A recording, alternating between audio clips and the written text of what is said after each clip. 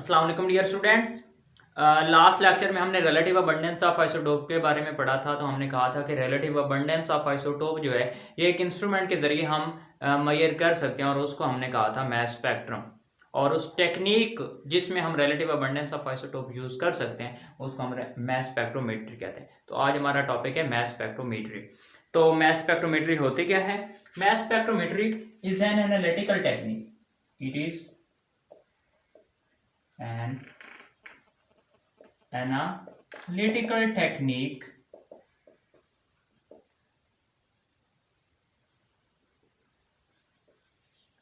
used for the identification of isotopes of an element on the basis of their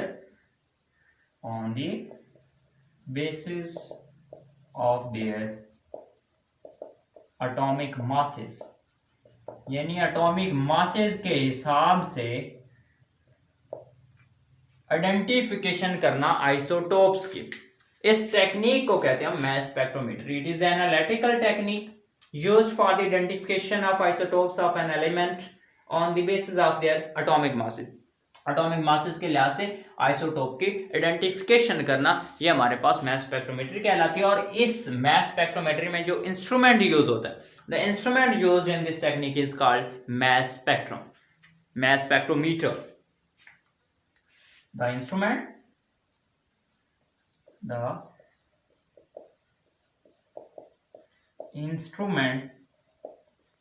used for this technique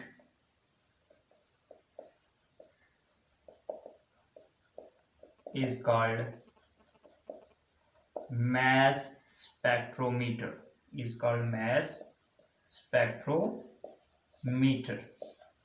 okay.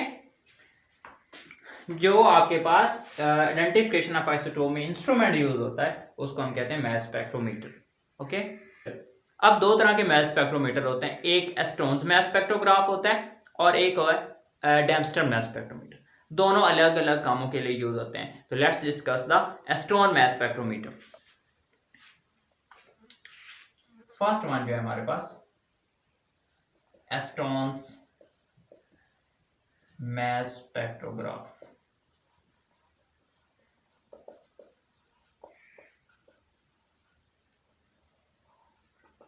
तो Aston's mass spectrograph जो है ये design mainly हुआ था identification of isotopes on the basis of their atomic masses.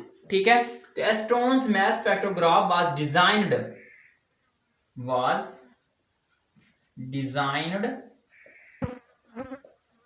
To identify the isotopes on the basis of their atomic masses। Atomic masses के हिसाब से isotope को आइडेंटिफाई करना कि ये कार्बन 12 है, ये कार्बन 13 है, ये कार्बन 14 है। और सेकंड वन जो हमारे पास मास स्पेक्ट्रोग्राफ मीटर यूज होता है वो डेम्स्टर मास स्पेक्ट्रोमीटर। कौन सा? Dempster mass spectrometer.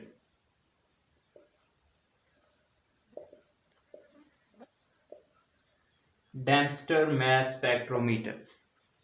ये जो डेम्स्टर मास स्पेक्ट्रोमीटर है ये मेनली डिजाइन किया गया था ऐसे एलिमेंट्स की तलाश में जो कि सॉलिड स्टेट में पाए जाते हैं। ठीक है। Was design to identify the elements found in solid state.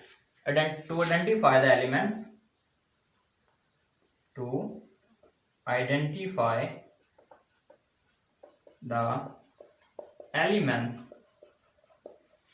Found in solid state. ऐसे एलिमेंट्स के आइडेंटिफिकेशन करने में ये यूज होता था जो कि सॉलिड स्टेट के अंदर प्रेजेंट होते हैं। और उसको हम वो जो मास स्पेक्ट्रोमीटर था उसको हम कहते हैं डेम्स्टर मास स्पेक्ट्रोमीटर। ओके। तो let's discuss the principle of mass spectrometry.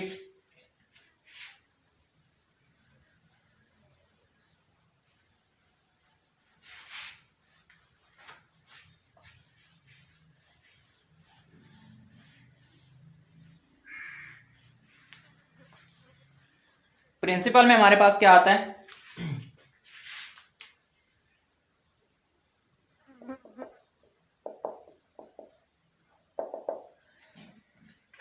Principle में हमारे पास आता है कि जो हमारे पास सैंपल जिस सैंपल की या जिस एलिमेंट की हम आइडेंटिफिकेशन करना चाह रहे हैं कि इसमें कौन कौन से आइसोटोप्स हैं, वो हमारा आपके पास क्या होना चाहिए, वॉलेटिलाइज्ड होना चाहिए, यानी जिसको हम वेपर्स में कन्वर्ट कर सकें। अगर हमारा जो सैंपल है वो सॉलिड है या लिक्विड है तो उसको हमने कन्वर्ट करना है इनटू वेपर्स, और जो सॉलिड या लिक्विड को वेपर में कन्वर्ट करना है उसको हम वॉलेटिलाइज कहते हैं। कि आपका सैंपल जो है उसको वॉलेटिलाइज करो और वो आपके पास ये चैम्बर है, यहाँ पे इस चैम्बर की अलग सेटअप होता है जिसमें हम सब्सटेंसेस को, जो हमारे सैंपल्स होते हैं अगर सॉलिड हैं या लिक्विड हैं, तो उसको सबसे पहले वेपर स्टेट में चेंज करते हैं। ठीक है, जब हमारा सैंपल वेपर स्टेट में चेंज हो जाता है तो वो यहाँ से, और उसको हम कहते हैं आयोनाइजेशन चैम्बर। पहली जो चैम्बर वो है, और पहली चैम्बर जो है वो है वेपोराइजेशन चैम्बर। वेपोराइजेशन चैम्बर में हमारे पास क्या होता है, in this chamber the sample, if the sample is solid or liquid, converted into vapor state। ठीक है, in this chamber। और जब वेपर स्टेट में चेंज हो जाता है तो फिर उस चैम्बर के अंदर जो वेपर का प्रेशर होता है वो मेंटेन होता है। और ये एमसीक्यूज में अक्सर पूछते हैं 10⁻⁻6 to 10⁻⁻7 टॉर। एमसीक्यूज में पूछते हैं कि वेपोराइजेशन चैम्बर के अंदर जो वेपर्स होते हैं उनका प्रेशर कितना होता है, 10⁻⁻6 to 10⁻⁻7 टॉर। सेकंड जो चैम्बर है वो है ionisation chamber. Ionisation chamber, ionisation का लफ्जी मतलब ये कि आपका जो वेपर स्टेट है, ये जो आपका आइटम है उसको आयोनाइज कर देना, उसको आयंस, कैटायंस या एनायंस में चेंज कर देना। ओके, अब जब यहां से हमारे पास वेपोराइजेशन चैम्बर से हमने वेपर्स में कन्वर्ट कर दिया, और जैसे ही वेपर्स आगे जाते हैं 10⁻⁻6 to 10⁻⁻7 टॉर प्रेशर के साथ इस चैम्बर में ये वाला हिस्सा जो है, ओके, इसको हम कहते हैं आयोनाइजेशन चैम्बर। और इसमें एक इलेक्ट्रॉन गन पुट की होती है। इलेक्ट्रॉन गन्स जो होते हैं वो उससे फास्ट मूविंग इलेक्ट्रॉन्स जो नीचे से हमारे वेपर्स गुजर रहे होते हैं उनके ऊपर इलेक्ट्रॉन गन के जरिए हम फास्ट मूविंग इलेक्ट्रॉन की बम्बार्डमेंट करते हैं। जब फास्ट मूविंग इलेक्ट्रॉन्स जो हैं इन आपके पास ऊपर पड़ते हैं तो दो तरह के आयंस बनते हैं। या तो वो इलेक्ट्रॉन जो फास्ट मूविंग है वो एटम के अंदर ही रह जाए, और जब एटम के अंदर रह गया तो एक एक्स्ट्रा इलेक्ट्रॉन हमने ऐड कर दिया, वो एक एनायन बन गया। और अगर वो फास्ट मूविंग इलेक्ट्रॉन जो हमने आपके पास एक वेपर के ऊपर फेंका है वो एटम में से इलेक्ट्रॉन को निकाल दे, पहले जो एक मौजूद था उसको भी निकाल दे, तो उसके ऊपर डेफिनेटली चार्ज पॉजिटिव आएगा और उसको हम कैटायंस कहते हैं। नीचे हमने एक पॉजिटिवली चार्ज प्लेट लगाई होती है। इस पॉजिटिवली चार्ज प्लेट का क्या काम होता है, ये आयोनाइजेशन चैम्बर के अंदर काम सारा। ठीक है, आयोनाइजेशन चैम्बर के अंदर दो काम हो रहे हैं। पहला काम कि हम बम्बार्डमेंट करते हैं इलेक्ट्रॉन गन से जिससे आयंस बनते हैं। अब वो आयंस कैटायंस भी हो सकते हैं, एनायंस भी हो सकते हैं। ओके, दोनों पॉसिबिलिटीज होती हैं। और नीचे हमने एक पॉजिटिव प्लेट लगाई होती है जिसको बैटरी के पॉजिटिव टर्मिनल के साथ जोड़ा होता है। इसका मतलब है कि इस प्लेट के ऊपर पॉजिटिव चार्ज है। अब वो आयंस जिनके ऊपर नेगेटिव चार्ज है, नेगेटिव वाले यानी जो नेगेटिव आयंस हैं वो इसके ऊपर आके कलेक्ट होते रहेंगे। नेगेटिव आयंस इसके ऊपर कलेक्ट होते रहेंगे। जो पॉजिटिव आयंस हैं, अब पॉजिटिव को पॉजिटिव तो रिपेल करता है तो पॉजिटिव आगे मूव करेंगे। आगे हमने अगला जो हमारा पोर्शन है वो हमारा है एक्सीलरेटिंग प्लेट्स का। नेक्स्ट जो हमारा पोर्शन है, थर्ड पोर्शन, वो हमारा एक्सीलरेटिंग प्लेट्स। एक्सीलरेटिंग प्लेट्स, और इन एक्सीलरेटिंग प्लेट्स का जो वोल्टेज है, ये पोटेंशियल डिफरेंस है 500 से 2000 वोल्ट्स का पोटेंशियल डिफरेंस है। यानी इस एक प्लेट में जो बैटरीज लगी होती हैं एक्सीलरेटिंग प्लेट्स, उनका पोटेंशियल डिफरेंस 500 से 500 to 2000 वोल्ट का होता है पोटेंशियल डिफरेंस। जब पोटेंशियल डिफरेंस ज्यादा होगा तो डेफिनेटली उनके ऊपर चार्ज बहुत ज्यादा होगा। अब ये हाईली नेगेटिवली चार्ज प्लेट्स होती हैं। ठीक है, जब नेगेटिवली चार्ज प्लेट्स होंगी और ये पॉजिटिव आयंस हैं, कैटायंस हैं, तो नेगेटिव चार्ज पॉजिटिव को अट्रैक्ट करेगा, अपनी तरफ पुल करेगा। तो ये फास्ट जो इलेक्ट्रॉन्स हैं, ये कैटायंस हैं, नेगेटिव प्लेट इसको अपनी तरफ पुल करेगी, तो ये तेजी के साथ इसमें से गुजर जाएंगे। फिर आगे हमने एक्सीलरेटिंग प्लेट्स लगाई होती हैं और इनकी शेप कुछ इस तरह से हमने बनाई होती है कि वो आयंस को कलेक्ट करके एक स्लिट की फॉर्म में, एक बीम की फॉर्म में पास करवाए। ठीक है, एक अलाइन कर दें आयंस को। तो ये जो हमारे एक्सीलरेटिंग प्लेट्स हैं, इनके ऊपर भी नेगेटिव चार्ज है। यहाँ भी बैटरीज का पोटेंशियल 500 से 2000 वोल्ट्स का है।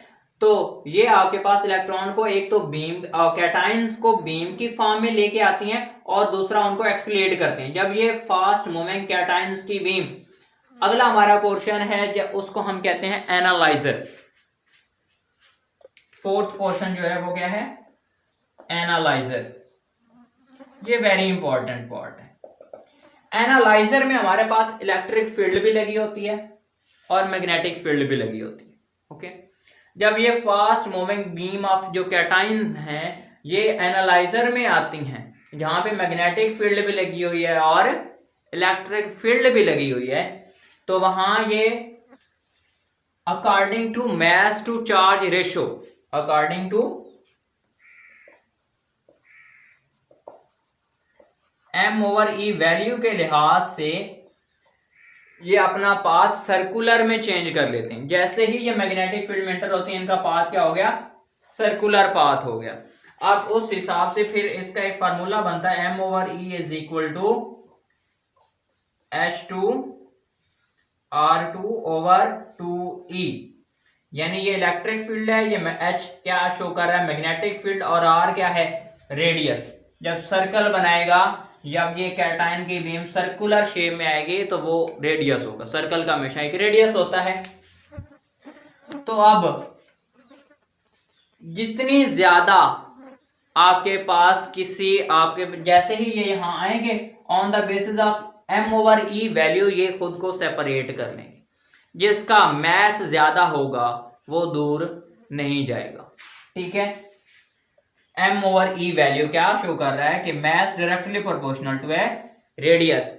मैस ज्यादा, रेडियस ज्यादा। ओके,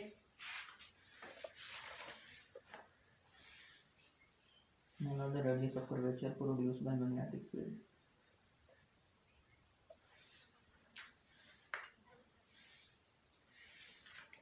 सॉरी, जैसे ही फिर आपके पास ये मैग्नेटिक फील्ड एनालाइजर में इंटर होंगे, तो मैग्नेटिक फील्ड के अंदर और इलेक्ट्रिक फील्ड के अंदर जो आपके कैटायन की बीम है ये एक सर्कुलर पाथ ऑब्टेन करेगी। जब सर्कुलर पाथ ऑब्टेन करेगी तो उनका एक रेडियस होगा। अब रेडियस होगा, ये H2 मैग्नेटिक फील्ड को शो कर रहा है, E जो है इलेक्ट्रिक फील्ड को शो कर रहा है।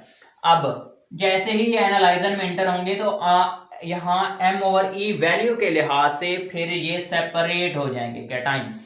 कैसे सेपरेट होंगे, अगर m/e वैल्यू स्मॉल है, if m/e value is small, ठीक है, तो जो रेडियस है ये भी स्मॉल होगा। रेडियस ये भी क्या होगा, स्मॉल होगा। मतलब किसी कैटायन की m/e value mass to charge ratio छोटी है तो वो पहले गिर जाएगा। ठीक है, यानी जिसकी m/e वैल्यू सबसे स्मॉल है वो पहले गिर जाएगा। फिर m/e वैल्यू जिसकी उससे ज्यादा है वो बाद में, फिर जिसकी उससे ज्यादा है, इस तरह वो बाद में गिरेगा। जिसकी m/e वैल्यू ज्यादा होगी वो सबसे एंड पे जाके गिरेगा। ओके, तो m/e value small, radius small, m/e value is greater than radius is greater. Okay, ये इस क्वेश्चन से है। अक्सर इसमें से क्वेश्चन भी कंसेप्चुअल पूछ लेते हैं। उसके बाद फिर हमारे पास फिफ्थ स्टेप आता है आयन कलेक्टर। आयन कलेक्टर भी इसको कहते हैं, इसको इलेक्ट्रोमीटर भी कहते हैं, इलेक्ट्रोमीटर। जब ये आयंस डिफरेंट m/e वैल्यू के ऊपर इस इलेक्ट्रोमीटर के ऊपर गिरते हैं, तो इलेक्ट्रोमीटर उन आयंस जैसे ही वहां ऊपर गिरते हैं तो उसमें से small value of current produce होती है। जैसे ये आयन कैटायन जो है यहाँ पे गिरा, यहाँ थोड़ा सा करंट प्रोड्यूस हुआ, यहाँ पे गिरा, यहाँ जिसका मैस ज्यादा होगा उससे करंट ज्यादा प्रोड्यूस होगा, और जिसका मैस कम होगा उसका करंट स्मॉल होगा। ठीक है, तो यहाँ इस लिहाज से इसका करंट ज्यादा है, इसका करंट उससे कम है, इसका करंट सबसे कम है, क्योंकि इसका मैस कम है, इसका मैस ज्यादा है, इसका मैस सबसे ज्यादा है। ठीक है, अब ये करंट जो है बहुत थोड़ा माइन्यूट अमाउंट ऑफ करंट होता है, तो इसको हम डिटेक्ट नहीं कर पाते। इस करंट को फिर हम एम्पलीफायर में देखते हैं, एम्पलीफायर में भेजते हैं। एम्पलीफायर क्या करता है, उस थोड़ी अमाउंट जो करंट की प्रोड्यूस हुई है उसको एम्पलीफाई करके बढ़ा चढ़ा के दिखाता है हमें। ठीक है, फॉर एग्जांपल यहाँ 0.01 वोल्ट का करंट प्रोड्यूस हुआ है, तो ये उसको 1 वोल्ट तक ले आएगा, एम्पलीफाई कर देगा, बढ़ा के देगा। ठीक है, ये एम्पलीफायर डायरेक्टली कनेक्ट होता है रिकॉर्डर से। रिकॉर्डर का काम क्या होता है, रिकॉर्डर के अंदर मैस स्पेक्ट्रम बनता है, वो जो आपके पास करंट प्रोड्यूस हुआ है उसको रिकॉर्ड करके ग्राफ की फॉर्म में, उस graph, the graph obtain from mass spectrum, mass spectrometer is called mass spectrum. Okay, और उस मैस स्पेक्ट्रम के अंदर आपके ये फॉर एग्जांपल यहाँ एक छोटा सा बना देता हूं, ये वाला एक ग्राफ है, ये हमारे हमें पता है ये y एक्सिस है और ये x एक्सिस है। रिकॉर्डर के अंदर जो ग्राफ बनता है मैस स्पेक्ट्रम, उसमें x एक्सिस के ऊपर एटॉमिक मासेस होते हैं। क्या होते हैं, एटॉमिक मासेस, और यहाँ पे y एक्सिस के ऊपर होती है रिलेटिव अबंडेंस ऑफ आइसोटोप। अगर यहाँ फॉर एग्जांपल हमारे पास एक नियॉन का मैस स्पेक्ट्रम है, नियॉन में आपके पास 3 होते हैं,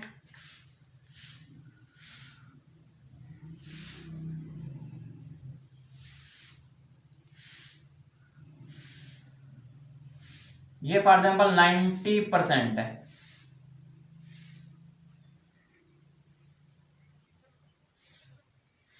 ये 0.86% है, और ये आपके पास ये 0.26% है, और ये 8.86% है।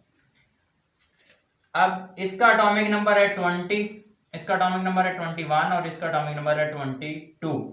ठीक है, अब 3 आइसोटोप हैं, तीनों को एटॉमिक बेस, एटॉमिक मासेस के लिहाज से इसने सेपरेट कर दिया 20, 21, 22, और उनकी रिलेटिव अबंडेंस भी बता दी। हाइट ऑफ पीक हमें क्या बताती है, रिलेटिव अबंडेंस, कि कौन सा आइसोटोप नेचर में कितने परसेंट में मौजूद है। ओके, तो 20 जो है इसकी परसेंटेज सबसे ज्यादा है, 21 की कम है और 22 की मिडल में आती है। ओके, तो ये जो ग्राफ है जो कि मैस स्पेक्ट्रोमीटर से हमें ऑब्टेन होता है, जिसमें एक्स एक्सिस के ऊपर the graph in which atomic masses are on X axis and relative abundance on Y axis is called mass spectrum. Okay, अब इस ग्राफ से हमें क्या क्या इंफॉर्मेशन मिलती है, तो इस ग्राफ से हमें 2 इंफॉर्मेशन 3 मिल रही हैं। पहली कि हमें एटॉमिक मैसेज का पता चल रहा है, आइसोटोप के एटॉमिक मैसेज का, कि इसमें हमारा फॉर एग्जांपल ये नियॉन की है, Ne नियॉन। ठीक है, ये नियॉन के आइसोटोप्स हैं, एक नियॉन 20 है, एक नियॉन 21 है, एक नियॉन 22 है। हमें ये पहले नहीं पता था, हमने मैस स्पेक्ट्रोग्राफ बनाया और इससे हमें पता चल गया कि नियॉन 3 तरह के होते हैं, इसके 3 आइसोटोप हैं, नियॉन 20, नियॉन 21 एंड नियॉन 22। यानी पोजीशन ऑफ पीक से हमें पता क्या चलता है, उनके एटॉमिक मासेस। ठीक है, उसके बाद नंबर ऑफ पीक से हमें क्या पता चलता है, उनके नंबर ऑफ पीक से हमें number of isotope. Okay, and third one height off peak से हमें क्या पता चलता है, रिलेटिव अबंडेंस ऑफ आइसोटोप, के कौन सा आइसोटोप कितनी परसेंटेज में। 3 इंफॉर्मेशन है इस मैस स्पेक्ट्रम से। पहली position off peak, position off peak अगर 3 पोजीशन है, अगर पोजीशन यहां पे है उसका एटॉमिक मास ज्यादा होगा, इधर से 0 से स्टार्ट होता है ना, इधर एटॉमिक मास 0 है, 0, 1, 2, 3, 20, 24, 25। ठीक है, तो पोजीशन ऑफ पीक हमें क्या बताती है, atomic mass. Second one number off peak हमें क्या बताते हैं, आइसोटोप्स के कितने आइसोटोप्स हैं। हाइट ऑफ पीक हमें क्या बताती है कि उनकी रिलेटिव अबंडेंस, उनकी परसेंटेज नेचर के अंदर कितनी है। ये हमें तीनों इंफॉर्मेशन मैस स्पेक्ट्रम से मिलती हैं। ओके, अगर इस टॉपिक में कोई कंफ्यूजन हो तो आप कमेंट सेशन में जाके उस क्वेश्चन पूछ सकते हैं, उसका रिप्लाई मिलेगा आपको। अल्लाह हाफिज।